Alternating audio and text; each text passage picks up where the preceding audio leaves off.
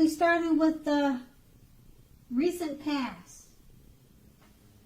So in your recent past, we have the Six of Pentacles. So if you were already in a committed relationship, with the Six of Pentacles, it points to a very happy time, generous, fair, and balanced time for relationships for at least a while, okay? And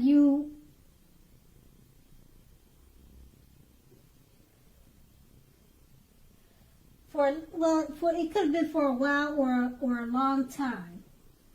Okay, so if you were unattached but looking, when this card shows up, you were likely to meet someone new who was positive, kind, and generous. This may have come about via an introduction from someone you know. You also made sure you let people know that you were looking for a partner. And that card is paired with the Knight of Pentacles. Now, with the Knight of Pentacles,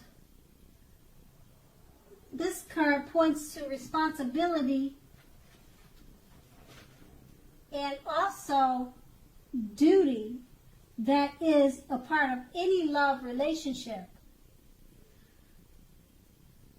You also know that love is not all wine and roses. True love is a willingness to work together to get through any rough spots and to work on relationships. How well were you meeting your responsibilities back then? If you were looking for love when this card appeared, if you were looking for love, and since this card has appeared, it's a clear signal that you probably needed to vary your routine and try new things if you wanted to meet someone. Your usual and normal search, it left little to be desired. And that was in your recent past. Now we move on to the present at the top, which is the Nine of Cups. Now this is a very, very positive card to get when you are asking about love. If you are single, this card often indicates that someone is about to sweep you off your feet. If you are in a relationship, this card indicates final commitments and marriage. At least in the context of love, this card means positive messages, things that you would more than likely love to hear. So be open to exploration of your feelings. And this card is also paired with the Page of Swords. Now with the Page of Swords, it points to mild conflict. Okay, so know when to push and when to push back off. Many fights and discussions are not actually worth having as long as your partner is treating you with respect. Allow your partner to have his or her space. This is a crucial time for happiness if you're unattached. Get out and mingle. Love doesn't drop out of the sky itself. Okay, so that's with your present. Okay, and we'll move on to the challenge. Okay, now the challenge would be that you may literally be about to be swept off your... Nope. I'm reading the wrong card. The challenge would be with the Knight of Swords. No, wait a minute. Okay, yeah, the Knight of Swords is the bottom two cards. And actually, I was correct. I'm reading the cards correct. You may literally be about to be swept off your feet, whether you are male or female. So sorry about that. Once again, I am looking at the cards correctly, and I am reading the Knight of Swords, okay? So if you are, and once again, this is the challenge for love. So okay, so here we go. It may be about to be brightened up quite a bit and become a whole lot deeper and more satisfying if you're currently in a committed relationship. So let's see, if you're looking for love, it may come along when you least expect it, but you have to be having some sort of contact with other people for the door to be open to do this. So get dressed up and go out on the town, and you'll have a blast. Okay, now the Knight of Swords is paired with the, looks like it's paired with the Ace of Swords.